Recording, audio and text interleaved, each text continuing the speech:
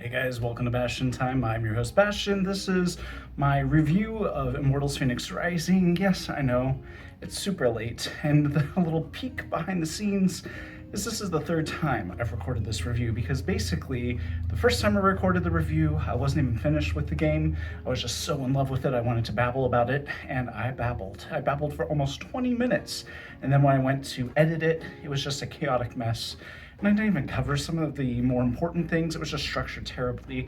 So then I was like, scrap it, I'm gonna record a new one. So a week ago, I recorded a new one, and I didn't even start to edit it.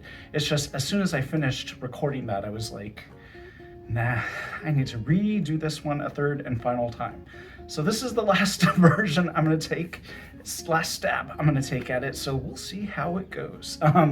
So if you're seeing this, then I guess it went okay. So basically, the main problem that I had in the first version is I spent a good 5 to 10 minutes talking about how amazing Breath of the Wild was. And the problem with that is you already know how amazing Breath of the Wild is. If you don't, go play Breath of the Wild. It's amazing. So let's just set that aside and skip a good 5 to 10 minutes. Fenyx Immortal Rising is Breath of the Wild 2. At least it is more Breath of the Wild 2 than I think Breath of the Wild 2 will actually be. Everything about it is structured exactly like Breath of the Wild. The combat style is exactly the same for the most part. The buttons don't quite match up, but that's a whole other thing. And just the structure of the story in general, the structure of the game in general. It's the exact same genre of game. It is a open world game, but you're limited in the very beginning in the tutorial sort of area. In Breath of the Wild, we had the Great Plateau. In this, we have, I think it's called Clashing Rocks or something like that. And that's really just to keep you a little limited to teach you the basics of the game. Like, here's how to swing your sword, here's your light attacks, your heavy attacks, your bow, here's the various types of puzzles you will encounter, but we're going to teach you how to solve those kinds of puzzles, that kind of thing. And then it takes you to what is basically, well, that's confusing because in Breath of the Wild, the Great Plateau is also the kind of hub from where you can get to each of these 4 areas. But anyways, the point is, Immortals Fenyx Rising, just like Breath of the Wild, is divided after that point up into 4 basic areas. The basic structure of the game is, in Breath of the Wild, you go to a certain province, you solve all these shrines, you eventually encounter a divine beast, you fix the divine beast, and then you go to the next area. Or you can do that in any order you want. You can do just part of each of the 4 areas and then save the divine beast for the very end, or you can do none of the divine beasts. Immortals Fenyx Rising is basically the same, although the difference here is instead of divine beasts, they are gods, Greek gods, that have been transformed and are basically powerless. They still have some powers, but the basic structure is you go to each of these 4 areas, you find the god who's been transformed, you offer to help them, they eventually lead you to the big dungeon thing, and then you go into that. You are able to, just like with the divine beasts, uncorrupt them or retransform the god back into their regular self, and then you can go into the next area. Or you don't even have to do that, you can just encounter each of the 4 gods, and eventually you will have to transform them. Unlike Breath of the Wild, where in Breath of the Wild you don't even have to do the Divine Beast, you can just go straight to Calamity Ganon. This, I tried to do the same thing in my second playthrough. You can't just go straight to their version of Calamity Ganon, which, just like Breath of the Wild, is in the very center of the world. Hyrule Castle is where you find Calamity Ganon. This giant volcano is where you find the big bad guy in this game. The shrines are called vaults, but they're basically the same concept. They're little tiny mini dungeons. They each have like a puzzle. Some of them have like 10 puzzles. Some of them get quite lengthy actually, and they're much more akin to regular Zelda dungeons than Breath of the Wild even has because of how big they are. Some of them can take you over an hour or whatever, whereas I don't think there are any shrines in Breath of the Wild that can take quite that long. But they're all optional. You don't have to do any of them, just like in Breath of the Wild, you don't have to do any of the shrines if you don't want to. That is what I love about, I don't know what this genre of game is called that Breath of the Wild has invented, but the concept of I can do some of these puzzles if I want, but I don't have to do any of them, frankly. All you really have to do in Immortals Fenyx Rising is but transform the four gods back to themselves, and then you can go take on the rest of the game. And I love that. I'm not going to try to do that because I love doing all the other stuff, but I love that. So, some of my qualms with Immortals Fenyx Rising, in case you can't tell, is a big, huge yes for me. I love this game. It easily made its way into like my top, at least my top 10 favorite games of all time. Right now, I'd even say it's like in my top 5. But what I love about it so much is it is unabashedly Breath of the Wild. But it's Breath of the Wild where we've extracted the Zelda stuff, which I love the Zelda stuff. Can you tell by my Zelda tattoos? All of my Zelda tattoos. I love Zelda stuff, obviously. Also my shirt, by the way. I made this. You might have noticed that I'm not wearing my usual Zelda stringer. That's because it's fallen apart. So I bought a black stringer and then painted this on. I made a stencil and painted it on, and it looks pretty decent. The problem is the stringer is a size small. I don't know what I was thinking. I'm not a small guy, so I need to buy a size medium, and then I think I'll just like sell this on eBay or something like that. Although it's used, can you do that? I don't know. And if any of you want to buy it, let me know, because I have to buy myself a size medium or maybe even a large. I'll start with a medium and see how that goes and then redo the process. But anyways, the point is, I love Zelda, so extracting the Zelda from something, well, they have to. They don't want to get sued. So what they've inserted instead is Greek mythology, which I am a massive Greek mythology geek. I have been since fifth grade. And I've been obsessed with it. I remember seeing these ancient Hercules movies that were made in like the 60s, which is probably part of the reason why I got into fitness to begin with, and bodybuilding, I guess. But in any case, I've been a huge Greek mythology nerd forever. And so I was even in a Greek mythology club that met during lunch break in 5th grade.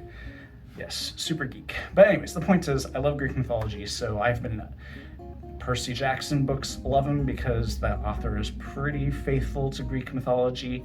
Anything Greek mythology that's faithful-ish, I can get totally behind.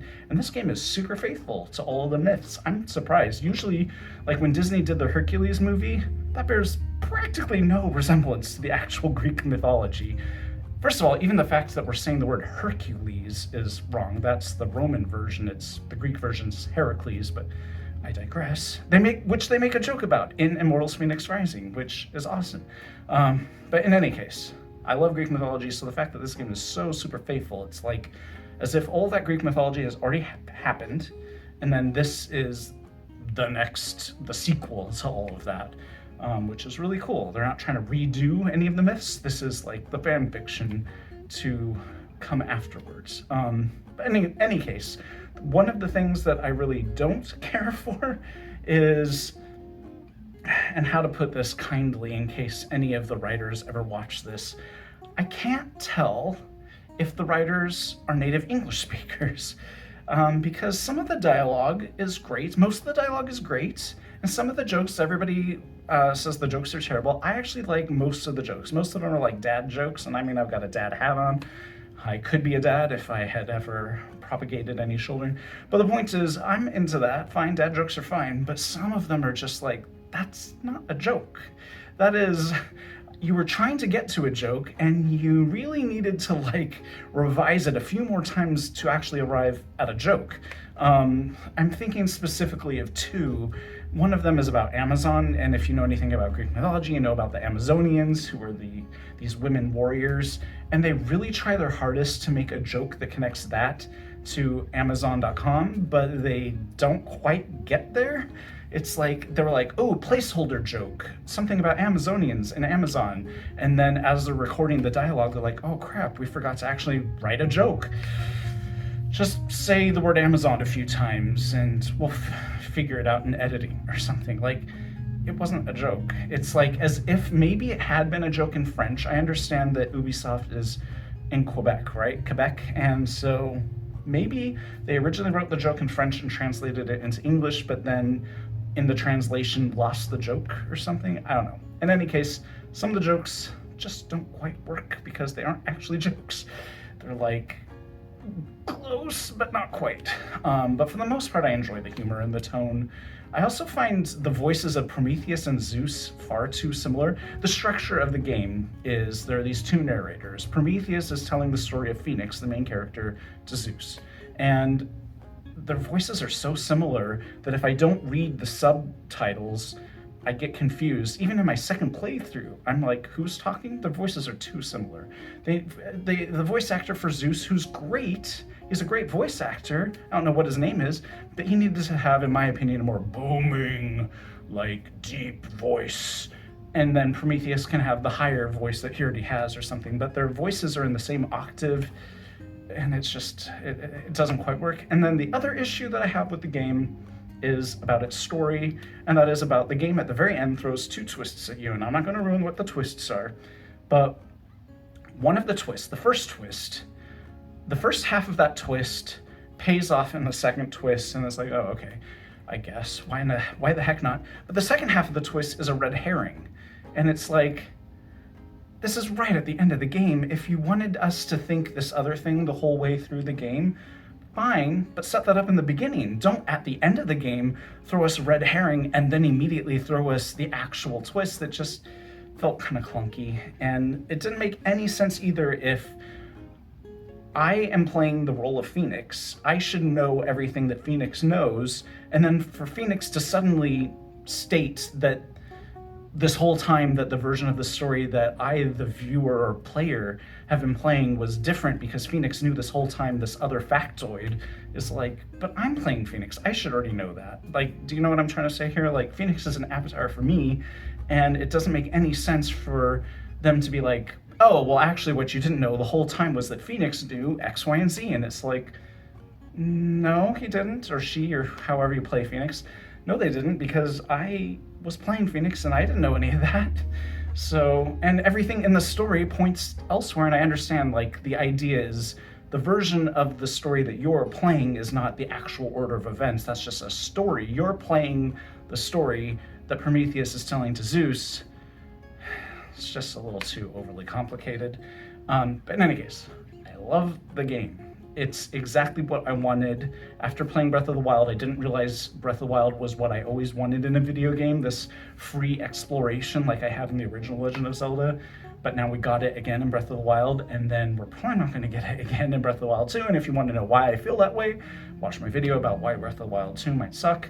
But Immortals Fenyx Rising offers exactly the same exact type of experience that I want in Breath of the Wild 2, which is a brand new world where I don't know where anything is to explore, and it's so freaking fun.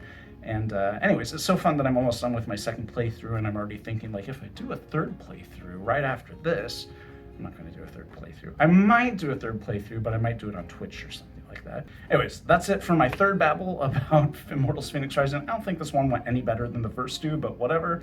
This is the one that y'all gonna see. So yeah, stay tuned for that. Also, I have updated my Patreon offerings due to some feedback from one of my longtime viewers who's been watching me for more than 5 years, who was like, oh, I really want to do the personal training package that you offer, but I really can't afford it, which I totally understand, especially in this world right now that we're living in. So what I really need is like an accountability buddy. So anyways, I revamped it so that even at the $10 a month thing, you still get like an accountability buddy.